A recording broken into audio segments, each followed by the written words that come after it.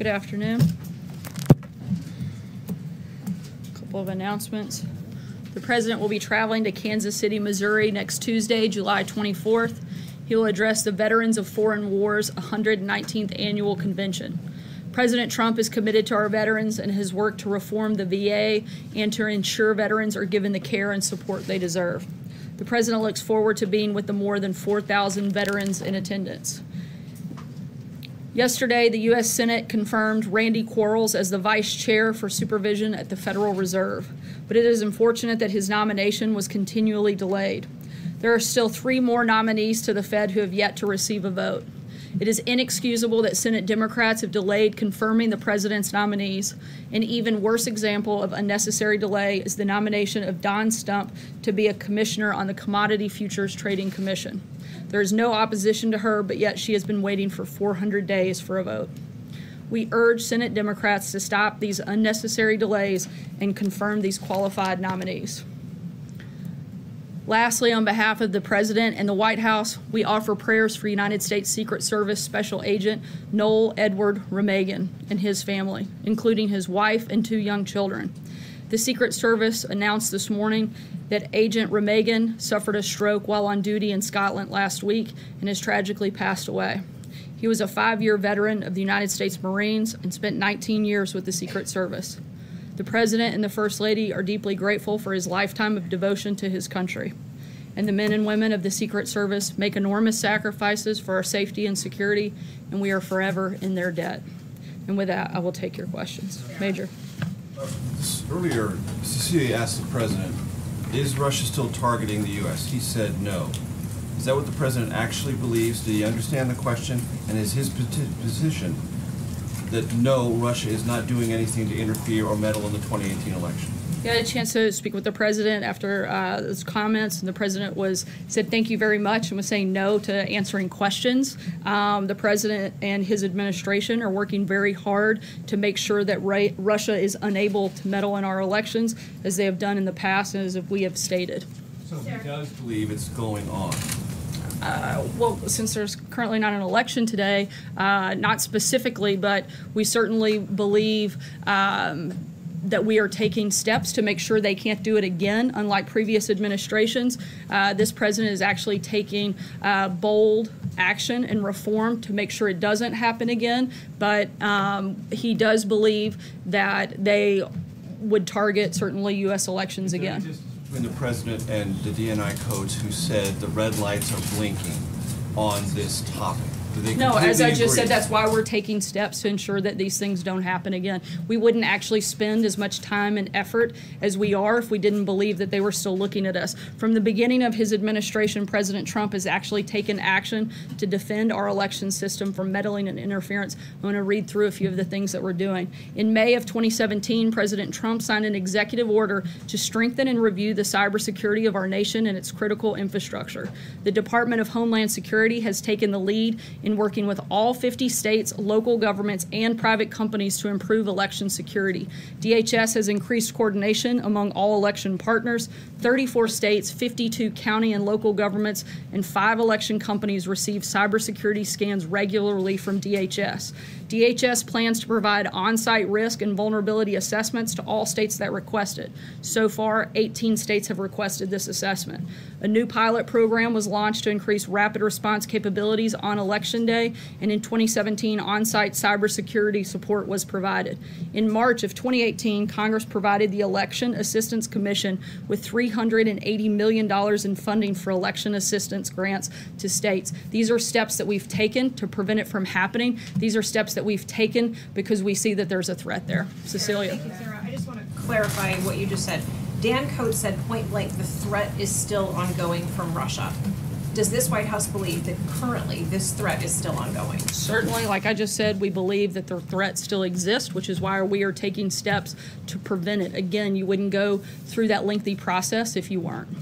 The President yesterday clarified his comments from his press conference Monday with Vladimir Putin. Does the President stand by all of his other public comments on the trip, including his constant interview criticizing Theresa May's handling of the Brexit negotiations, his comments that Russia controlled Germany over that pipeline? and other comments in that press conference Monday where he continued to cast doubt on the intelligence committee's assessment of Russian meddling in the 2016 election. Does he stand by all of those? Again, the president saw a need to clarify the position. He saw how his comments were being interpreted. He looked at the transcript and clarified those comments. And Sarah, does the White House have any response to the arrest and indictment of a Russian national who's accused of trying to infiltrate American political organizations, particularly on the right, to try to influence American politics?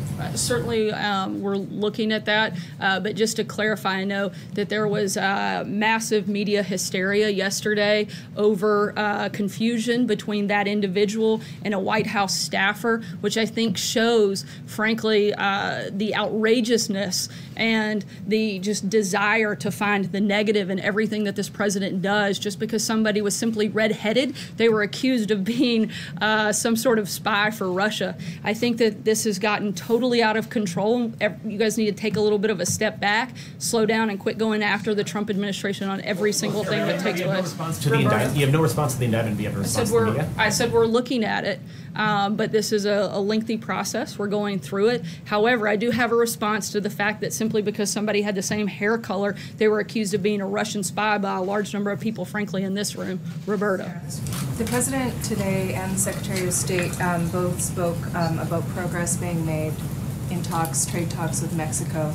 And I'm wondering whether trilateral talks with Mexico and Canada and also the bilateral talks with Canada are effectively off the table for now. Is the administration choosing to go with Mexico where they see if there's progress and forget about the trilateral approach? We're continuing both of those tracks.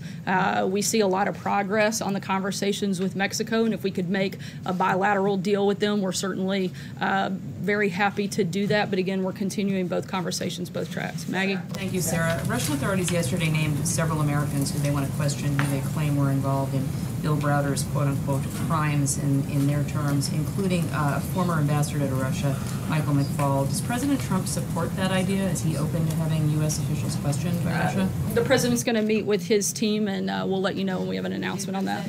For a second, is that a topic that came up in their conversation? Did President Putin raise this with President Trump? There was some conversation about it, but there wasn't a commitment made on behalf of the United States, and the president will work with his team, and we'll let you know if there's an announcement on that front. Blake? Thank you, Sarah. The president earlier today said that there could be, quote, tremendous retribution for the European Union if there's not a deal struck on auto imports. In the past, he has talked about potentially putting a tariff up to 20%. Is that what he meant today by tremendous retribution, or is it possible he goes even beyond that? Certainly that's an option on the table that the president is considering, but we are in the investigation process right now, and we'll let you know when we have an announcement. Yemi? You brought up the Fed.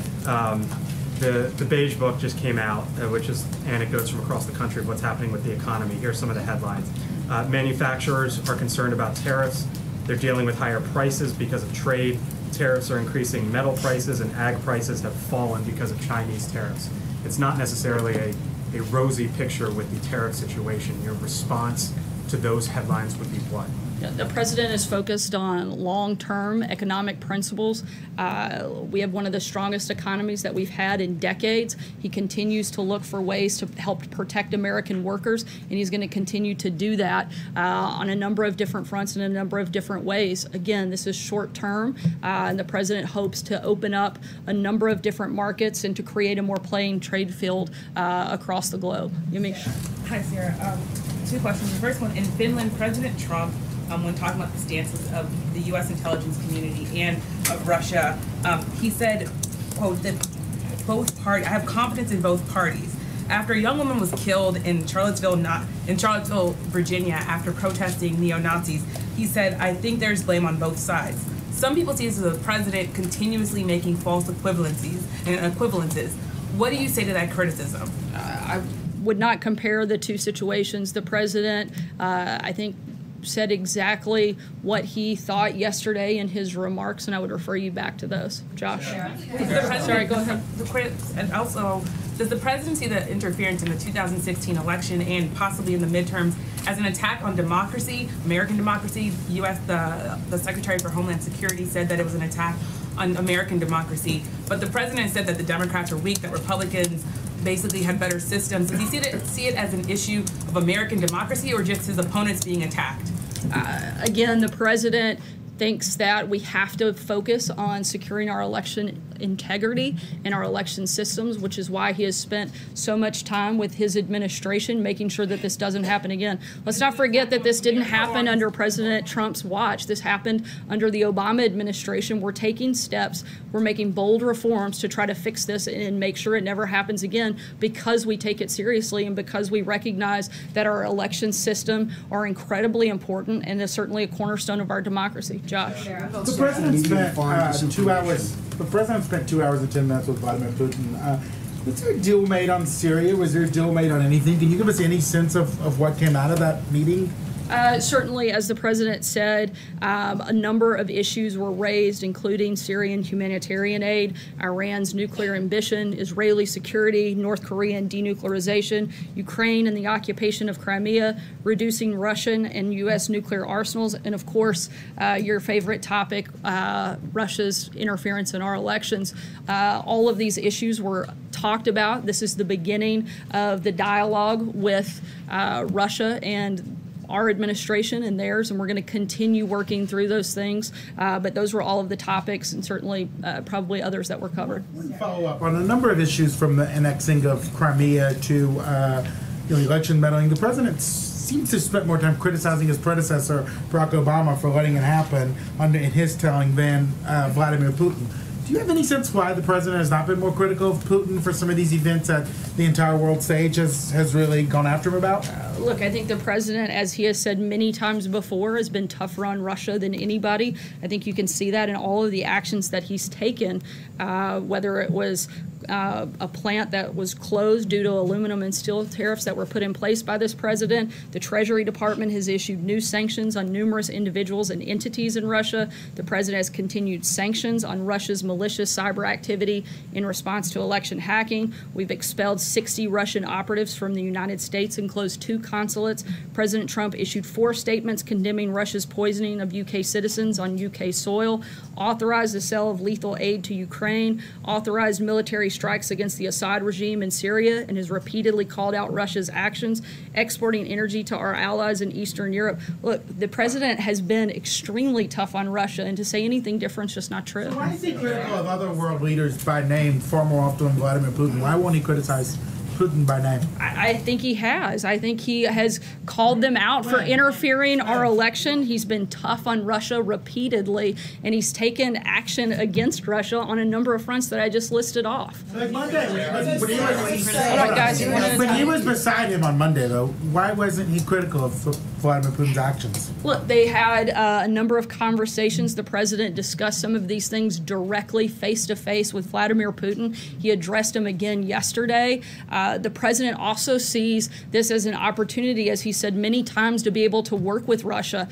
He recognizes the fact that 90% of the world's nuclear weapons are under the direction of the United States and Russia. He thinks it's a good thing to get along with the other person that controls that much of the nuclear arsenal across the globe. He wants to create a more stable world, a more peaceful world, and we can't do that if we can't get along with Russia in some capacity. And so certainly we've called him out. We've been tough. We've approached this in a totally different fashion than has been previously done, because what's been done in the past hasn't worked. So we're trying a new approach, but to act like he hasn't been tough on Russia, that he hasn't called them out, is simply not true, and it simply completely changes everything that this administration has done in regards to that country. Josh, I'm going to keep going. Justin?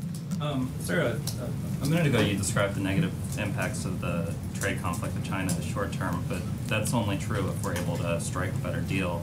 And from the outside, since the tariffs went on more than 2 weeks ago, it seems like those negotiations have broken down. So I'm wondering if you could tell us what the status of them are, why the Treasury Secretary isn't meeting one-on-one with China when he's in Argentina for the G20, and what it would take from the Chinese or from the U.S. to restart those talks. Look, I'm not going to negotiate with you guys. I'm going to leave that to Secretary Mnuchin and Ambassador Lighthizer. We're continuing to have conversations with China. We're continuing to look for ways that we can have a better trade deal with them. Stephen? I want to follow up on Maggie's question, because she asked about the idea that Putin offered of essentially allowing Robert Mueller and his investigators to go to Russia to oversee or witness the interrogations of the Russian military intelligence officers if the U.S. would reciprocate and have Russian investigators come here to watch American citizens face questions about the crimes that they allegedly committed in Russia. The president called it an interesting idea. He said it was an incredible offer.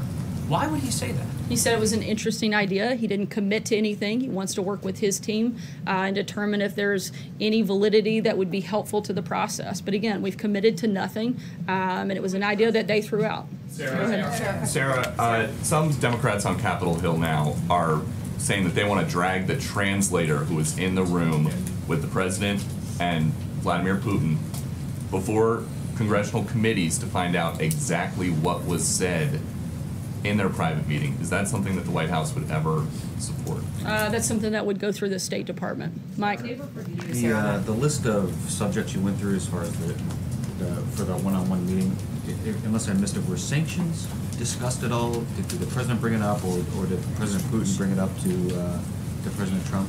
I'm not aware. I'd have to ask to be sure. Hallie? I just wanted to ask you just one quick one. Yesterday, the president's revision, it was kind of seen widely that he was leaving himself a little bit of room when he said there could have been others too who meddled. Was he referring to any specific intelligence on that, or was that his instinct? Certainly the president receives a number of briefings and has talked about this subject pretty extensively. We're aware of others that have made attempts, but I can't get into any of that here at this point. Hallie? Two questions for you, and I want to just clarify something you talked about at the beginning of the briefing. So despite the video that shows the president looking at Cecilia and answering no to this question about whether Russia is still targeting the U.S., and despite multiple people in the room understanding that the president was responding to that question, and despite the president having never before said the word no, no repeatedly to usher reporters out of the room, you're saying it's a reverse. You're saying the president said, this is the first thing that the president said after the question was asked was thank you very much, and then he said no, I'm not answering any more questions. And even further, I think even Cecilia didn't realize what the answer was because she asked for clarification and he didn't answer the follow-up. Again, because she wasn't sure. I talked to the president. He wasn't answering that question. He was saying no, he's not taking questions, and I've stated what our position is. Let me get my question, Sarah, because I haven't actually asked it yet, which is the president, now this is the second time in 3 days that the president of the White House has come out and reversed what the president has said. To the opposite of what it was I'm interpreting what the president said. I'm not reversing it. Opposite way. Why I was in the room president, as well, and I didn't take it the way you did. But why should this president have any credibility to Americans in what he says if, in fact, 24 hours later, or in this case, 3 hours later, the White House comes out and says, just kidding? First of all, that's not what I said. I was interpreting what the president's intention was and stating the administration's policy. It's not exactly what you just explained. We never said just kidding. And I think that you can take the fact that the president has credibility because he saw that he had misspoken and he wanted to clarify that yesterday, which he did. So when he sees that he's misspoken, he comes out and he says that. Jordan. Follow up on Josh. The second question. Jordan, go ahead. Just to follow up on my second question, Sarah. Sorry, You've asked two. I'm going to move on to Jordan. You told Josh the president has been once again, Hallie, I'm moving on to Jordan. Jordan, go ahead. Sorry, Hallie, go ahead if you want. Thanks, Jordan. You said to actually, Josh, I'm going to take a question from Jordan. Critical of Vladimir Putin. I just want to know when, because I don't think any of us remember. At least I don't remember a time when the president has publicly called up Vladimir Putin. I think by stating the fact that the president said that Russia interfered with our election, that's a pretty bold call out of another world leader. Jordan, go ahead. Senators Rubio and Van Hollen have introduced legislation that would impose new sanctions on Russia if the intelligence agencies find that they meddle in the 2018 midterms or in the future. Would the President Trump support a proposal like that? I'm not going to get into a hypothetical situation until we see a final piece of legislation and also determination if there's election meddling. Again, our goal is to stop that from happening, which is why we've spent such a significant amount of time in the first year and a half of our administration focusing on protecting the election integrity system. John, with that, Sarah, is voter suppression? John, go ahead. Sarah, is voter suppression included with that, please? If we could go on I'm just asking you a question because you choose not to call on me. Is voter suppression part of that election process that the president is trying to look for? John, go ahead. Oh, you're not going to answer that? Voter suppression is a huge issue that a community in America has asked about. You're not going to answer me. John, go ahead. That's all right, fine. Thank you, Sarah. I wanted to ask you about the immediate reaction to the president's comments that he made at that joint press conference in Helsinki, it was immediate. Every cable channel, Fox, NBC, CNN, reacted immediately to the suggestion the president made that he did not believe that Russia interfered in the U.S. presidential election. I got my inbox inundated with emails from Republican members of Congress with their reaction immediately. And 24 hours, it took 24 hours for the president to correct the record. Why did it take so long for the president to clarify the comments that he made at that press conference? Look, the president put out an initial tweet after boarding Air Force One that clarified his comments on the intelligence community, wanted to make sure that was clear, and at the very first chance he had in a public setting the following day, he clarified his comments. And I don't think that it was that long for that to be the very first public appearance that he had following arriving back to the United States. So actually, it's a pretty long time, and it was out there for quite a bit. It wasn't actually 24 hours before he responded at all. Again, he put out an initial tweet from Air Force One. Comment on this to clarify his remarks, to change the would to wouldn't, or the wouldn't to would.